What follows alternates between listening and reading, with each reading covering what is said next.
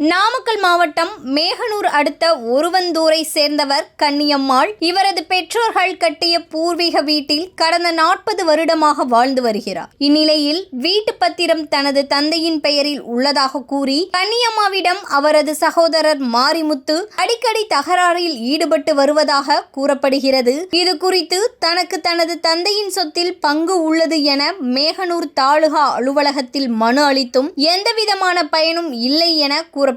இந்நிலையில் மாரிமுத்து கன்னியம்மாளின் வீட்டின் மின் இணைப்பை துண்டித்து வீட்டு உபயோக பொருட்களை அடித்து கன்னியம்மாளை தாக்கியதாகவும், இதனால் மனமுடைந்த கன்னியம்மாள் நியாயம் கேட்டு நாமக்கல் மாவட்ட ஆட்சித்தலைவர் அலுவலகத்தில் மண்ணெண்ணெய் உடலில் ஊற்றிக்கொண்டு தற்கொலைக்கு முயற்சி செய்ததால் பரபரப்பு ஏற்பட்டது. இதனையடுத்து அங்கு பாதுகாப்பு பணியில் இருந்த போலீசார் அவரை தடுத்து நிறுத்தினர். அப்போது வீட்டில் இருக்க விடாமல் தன்னை தனது சகோதரனை அடித்து விரட்டுவதாக கண்ணீர் விட்ட அழுத சம்பவத்தால் ஆட்சியர் அலுவலகத்தில் பெரும் பரபரப்பு ஏற்பட்டது.